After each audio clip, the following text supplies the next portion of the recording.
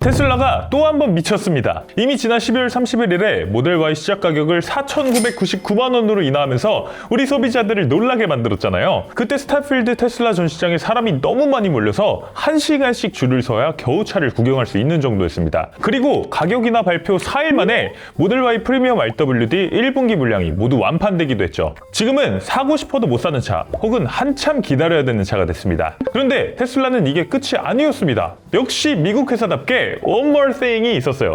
그 One More Thing은 바로 모델 3입니다. 지금 공개된 가격을 보면 모델 3 스탠다드 RWD 4,199만원, 여기에 국고보조금, 지자체 보조금을 다 합치면 시작 가격이 3,950만원이 될 걸로 예상되고요. 모델 3 프리미엄 롱레인지 RWD는 5,299만원, 마찬가지로 모든 보조금을 다 합치면 시작 가격이 4,699만원이 될 걸로 예상됩니다. 와, 진짜 놀랍죠? 처음에는 우리나라 시장에 매기가 등장한 줄 알았는데 그게 아니었습니다. 이 정도면 생태계 교란종이라고 해야 맞을 것 같아요. 지금 특히 롱레인지 RWD 모델의 경쟁력이 어마어마합니다. 현대 아이오닉 6, 지금 롱레인지 시작 가격이 5,515만원입니다. 국고, 지자체 보조금 받고 나서 가격도 모델 3보다 비싸죠? 기아 EV4도 옵션을 얼추 맞춘 롱레인지 어스 모델 시작 가격이 4,921만원, 보조금 받고 나서 모델 3랑 가격 차이가 크지 않아요. 아니 그러면 그냥 모델 3 사야 되는 게 아닌가 싶은데, 그러면 이제 바로 모델 3 스탠다드 RWD 그리고 프리미엄 롱레인지 RWD의 가격이 어떻게 나왔는지 말씀드려 보도록 하겠습니다.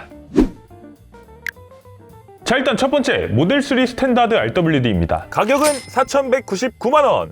와, 일단 숫자가 진짜 파격적입니다. 여기에 모델 3 스탠다드 RWD는 국고 보조금이 168만원입니다. LFP 배터리를 탑재한 모델이다 보니까 에너지 밀도가 낮은 배터리에 보조금을 덜 주는 환경부의 정책에 따라서 국고 보조금이 좀 적게 나왔고요. 보조금 최대 금액 580만원에 29%만 받게 됐습니다. 이에 따라서 지자체 보조금도 요 29%만큼만 받을 수 있죠. 그러면 서울시 기준으로 최종 보조금은 185만원, 수도권이나 주요 광역시 기준으로 최종 보조금은 240만원이 됩니다. 자, 그러면 최종적으로 계산해보면 서울시에서 모델 3 스탠다드 RWD를 구매하면 최종 실 구매 가격은 4,014만원, 수도권이나 주요 광역시에서는 3,950만원입니다. 야, 진짜 놀라운 가격입니다. 이게 얼마나 놀라운 가격이냐면 지금 우리나라에서 동급 전기 세단이라고 할 수 있는 아이오닉 6는 진짜 기본 깡통 트림 E 밸류 플러스 스탠다드 모델 시작 가격이 4,856만원이거든요. 그런데 아이오닉 6는 우리나라 모든 전기차 중에서 가장 많은 보조금을 받는 차입니다.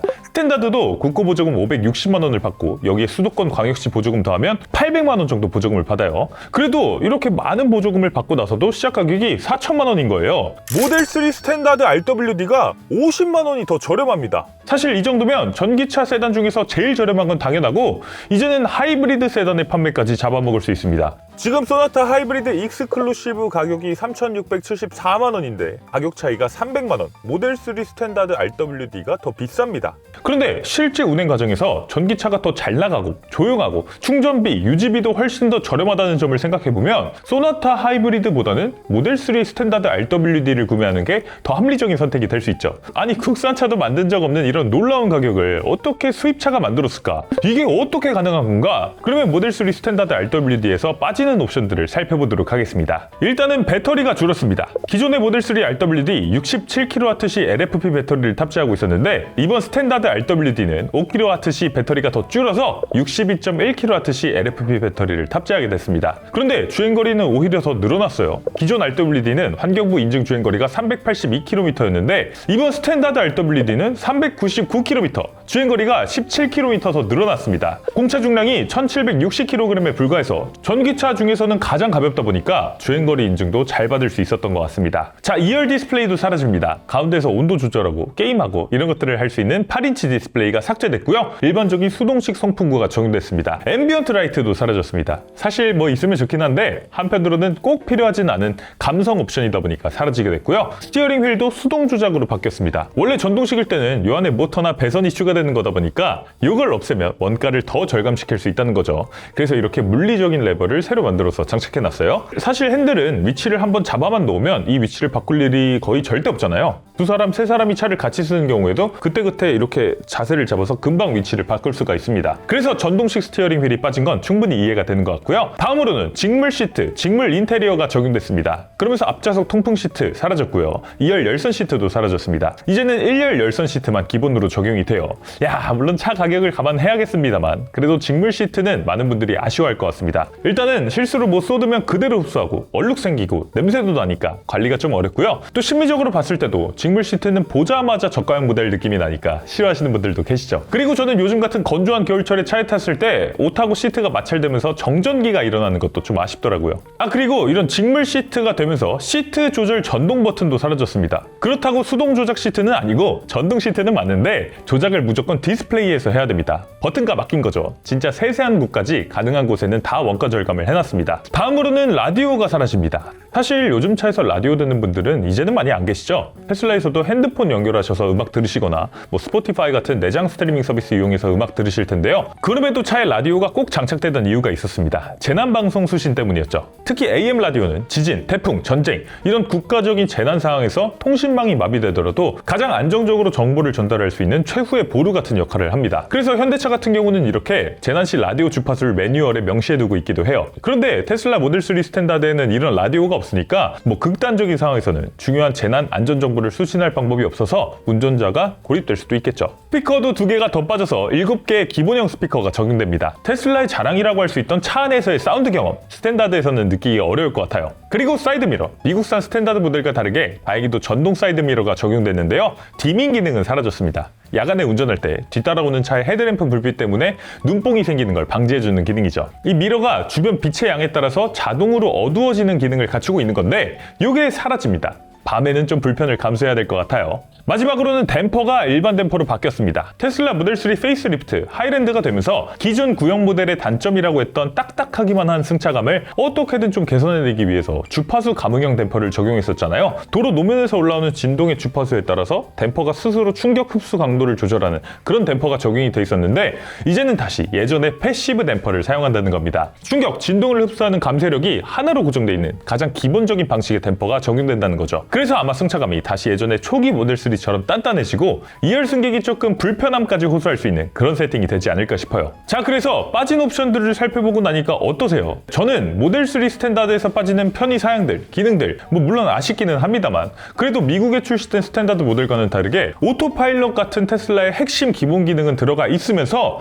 말 그대로 가격이 깡패죠. 분명히 국내에서 수요가 있을 것 같습니다. 진짜 가성비 좋은 경제적인 전기차를 원하시는 분들께는 이게 그냥 정답이 될 수 있을 것 같고요. 또 전기 개인 택시로도 저는 괜찮을 것 같아요. 요즘 아이오닉 6, EV4 택시 많은데 오히려 그런 차들보다 모델 3 스탠다드가 더 경제적이니까 택시로도 좋고 꼭 택시가 아니더라도 회사의 영업용 차로도 모델 3 스탠다드 RWD가 아주 매력적인 선택지가 될 수 있을 것 같습니다. 다음은 모델 3 프리미엄 롱레인지 RWD입니다. 가격은 5,299만원! 와, 이것도 엄청나게 매력적인 가격으로 나왔습니다. 왜냐면 프리미엄 롱레인지 RWD에는 NCM 배터리가 들어갑니다. 그래서 보조금이 테슬라 차 중에서는 가장 많이 나옵니다. 올해 국고 보조금이 무려 420만원, 국고 보조금 최대액의 72.4%를 받게 됩니다. 지자체 보조금도 마찬가지 비율로 받을 수 있죠. 그러면 서울시 기준으로 최종 보조금은 463만원, 수도권이나 주요 광역시 기준으로 최종 보조금은 600만원이 됩니다. 최종적으로 실금액가를 계산해보면 모델 3 프리미엄 롱레인지 RWD 서울에서는 4,836만원, 수도권, 광역시에서는 4,699만원이 됩니다. 와, 개인적으로는 스탠다드 RWD보다 프리미엄 롱레인지 RWD가 훨씬 더 매력적으로 느껴집니다. 이 차는 84.7kWh 대용량 NCM 배터리가 들어갑니다. 그러면서 1회 충전 주행 가는 거리가 무려 551km. 한 번 충전으로 서울에서 출발해서 부산 찍고 다시 대구까지 올라오고도 여유가 있을 정도로 넉넉한 주행거리를 갖추고 있고요. 후륜모터 최고 출력도 320마력, 스탠다드 RWD보다 30마력 이상 출력이 더 강력합니다. 그러면서 제로백도 단 5.2초에 불과해요. 옵션도 테슬라 중에서는 풍부한 편입니다. 일단 스피커 9개 들어가고요. 1열에 15.4인치 디스플레이, 2열에 8인치 디스플레이가 들어갑니다. 전동 조절식 스티어링 휠, 앰비언트 라이트 당연히 들어가고 인조가죽 시트가 적용되면서 1열 열선 통풍 시트, 2열 열선 시트가 들어갑니다. 그리고 댐퍼도 주파수 감응형 댐퍼가 들어가서 있어서 도로 상황에 따라서 승차감을 좀 조절해 줄 수 있죠. 이런 전체적인 상품성을 놓고 보면 저는 사실 스탠다드 RWD보다 프리미엄 롱레인지 RWD의 상품성이 더 좋다는 생각이 듭니다. 일단 기존에 팔던 모델 3 RWD LFP 배터리 들어가던 차가 판매 가격 5,199만원에 국고 보조금하고 지자체 보조금 합쳐서 200만원 정도를 받으면서 실구매 가격이 4,900만원대였는데 그것보다 지금 출력부터 주행거리까지 모든 성능이 다 좋아졌는데 실구매 가격은 오히려 200만원 이상 더 저렴해졌어요. 아니 기존에 RWD 사신 분들 어떡합니까? 오늘도 RWD 오너분께서 아침에 전화 오더라고요. 아니 이게 어떻게 된 일이냐고. 오늘 잡소리 문제 때문에 서비스 센터 간다고 하는데 오늘따라 그 잡소리가 더 크게 느껴진다고. 기분이 상당히 언짢으신 것 같더라고요. 사실은 뭐 기존 오너분들도 속상하시겠지만 중고차로 모델 3 RWD 파시는 분들도 상당히 곤란해졌습니다. 지금 엔카에 들어가서 판매 가격을 보면 10,000km 주행한 차가 가격이 4,590만원, 4,670만원. 그것보다 주행거리가 적은 4,000km 정도 주행한 차는 4,750만원. 지금 대부분의 중고 매물이 이 정도 가격대인데 그러면 신차보다 중고차가 50만원 정도 더 비쌉니다. 지금 못해도 가격을 200만원 정도는 더 낮춰야 팔 수 있을 겁니다. 그런데 진짜 큰일 난 건 현대기아죠. 특히 아이오닉 6는 이대로면 제대로 된 판매 경쟁이 어려울 것 같습니다. 지금 아이오닉 6 롱레인지 익스클루시브 트림 시작 가격이 5,515만원부터입니다. 사실 이라이트라는 이름에 보조금을 100% 받기 위한 하나 더 저렴한 트림이 있기는 합니다만 그건 모델 3 스탠다드처럼 직물 시트에 통풍 시트도 빠지고 전동 시트도 빠지고 심지어는 레인 센서, ECM 룸미러 이런 것들이 다 빠지는 깡통 모델이라서 제대로 된 비교를 하려면 익스클루시브 트림을 가져오는 게 맞을 것 같습니다. 아무튼 그래서 아이오닉 6 롱레인지 익스클루시브는 5,515만원 시작. 여기에 수도권 광역시 기준으로 보조금 800만원 정도를 받아서 실구매 가격이 4,715만원 정도가 됩니다. 모델 3 프리미엄 롱레인지 RWD가 오히려 16만원 더 저렴하죠. 그런데 사실 따지고 보면 아이오닉 6는 이 가격에 현대 스마트 센스 2라는 고속도로 주행 보조 2가 포함된 가장 최신의 운전자 보조 시스템이 빠졌고 서라운드 뷰가 포함된 파킹 어시스트도 빠졌습니다. 2열 열선 시트가 포함된 컴포트 플러스 빠졌고요. 디지털 키 2, 스마트폰 무선 충전이 포함된 컨비니언스도 빠졌습니다. 그러면 사실상 아이오닉 6 롱레인지 익스클루시브는 모델 3 프리미엄 롱레인지보다 더 비싸면서 옵션은 더 부족한 거예요. 더 좋은 건 주행거리가 11km 더 길다는 것밖에 없습니다. 아이오닉 6가 지난 8월에 페이스리프트 모델을 공개하고 작년 5달 동안 한 달에 300대씩 총 1,511대를 팔았는데 인기가 왜 이렇게 저조한지 알 것 같습니다. 상품성의 개선이 필요해 보여요. 지금 국내 시장에서 제대로 모델 3랑 경쟁하려면 진짜 가격을 인하하든지 적극적인 할인을 하든지 그것도 아니라면 같은 가격에 옵션이라도 왕창 넣어서 실질적인 가격 인하 효과를 달성하든지 셋 중에 어떤 거라도 좀 해야 될 것 같습니다. 기아도 지금 발등에 불이 떨어졌죠. EV4 지금 모델 3 프리미엄 롱레인지 RWD랑 옵션을 맞추려면 앞좌석 통풍 시트, 뒷좌석 열선 시트 들어가야 되고 지능형 헤드램프, 서라운드 뷰, 디지털 키 2 이런 것들도 다 들어가야겠죠. 그러면 롱레인지 어스 트림을 선택해야 됩니다. 시작 가격이 4,921만원. 여기에 추가로 최신형 운전자 보조 시스템, 드라이브 와이즈 넣어야 되고요. 썰루프 넣어야 되고 스피커도 8개 하만카돈 옵션을 넣어야 됩니다. 그러면 롱레인지 어스 트림에 이렇게 최소한 3개 옵션까지 넣고 나면 5,177만원이 되죠. 그러면 여기에 수도권, 광역시 기준으로 국고, 지자체 보조금 받고 나서 실구매 가격은 4,400만원 정도가 됩니다. 모델 3 프리미엄 롱레인지 RWD와 가격 차이가 300만원 밖에 나지 않는 거예요. 아니 그러면 모델 3는 후륜구동에 320마력, 551km를 주행할 수 있고요. EV4는 전륜구동 204마력, 주행거리 533km를 주행할 수 있습니다. 합리적인 소비자라면 모델 3를 선택하겠죠. 지금까지는 우스갯소리로 이제 국산차도 비싸서 수입차를 사네요 이런 말을 했는데 이제는 진짜로 그 말이 현실이 됐습니다. 수입차가 더 저렴하고 상품성이 더 좋아요. 심지어 나라에서 주는 보조금을 현대기아가 테슬라보다 최소한 150만원 이상씩 더 많이 가져갔는데도 이런 결과가 나오는 겁니다. 이제는 결단이 필요한 시점인 것 같아요.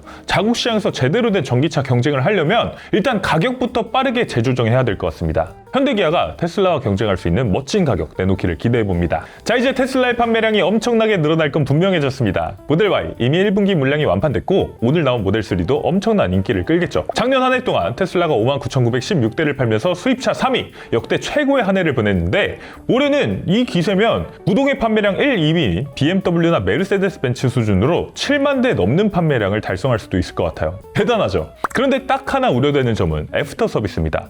지금 테슬라는 전국 전국의 서비스 센터가 15곳이에요. 단순 계산으로만 봐도 센터 한 곳당 감당해야 될 차량 대수가 기하급수적으로 늘어나고 있다는 뜻이고, 전국적으로 봐도 대전, 울산, 충북, 충남, 전북, 경북에는 서비스 센터가 없어서 서비스 공백이 좀 있다고 할 수 있죠. 물론 전기차는 고장날 게 별로 없다, 소모품도 없다 라고 말씀하실 수 있는데 맞는 말씀입니다. 내연기관차보다 정비 소요가 적은 건 사실이에요. 하지만 사고 수리는 다릅니다. 내가 조심한다고 해도 누가 와서 박으면 사고가 나는 거잖아요. 저도 얼마 전에 그런 일을 겪었습니다만, 아무튼 지금도 테슬라 타시는 분들 범퍼 한번 긁히거나 판금도색 맡기려면 부품이 없다, 대기가 길다 하면서 몇 주, 몇 달씩 기다리는 경우가 태반인데, 이 상황에서 판매량이 기하급수적으로 늘어난다? 어쩌면 정비 적체 같은 것들이 일어날 수도 있을 것 같아요. 테슬라 코리아가 판매량을 크게 늘려가는 만큼 서비스 센터와 부품 수급 역시도 같은 속도로 늘려줬으면 좋겠습니다.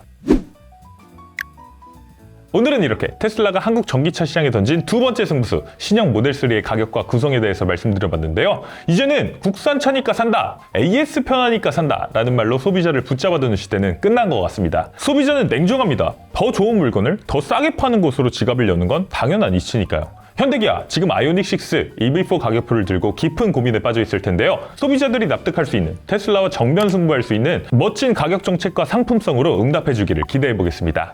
여러분은 이번 모델3의 파격적인 가격 어떻게 보시나요? 가격 깡패 스탠다드와 상품성 깡패 롱레인지, 여러분의 선택은 어느 쪽인지 댓글로 자유롭게 남겨주시고요. 구독, 좋아요, 알림 설정도 꼭 좀 부탁드리겠습니다. 오늘 차플레이는 여기서 인사드리겠습니다. 이영빈이었습니다. 감사합니다.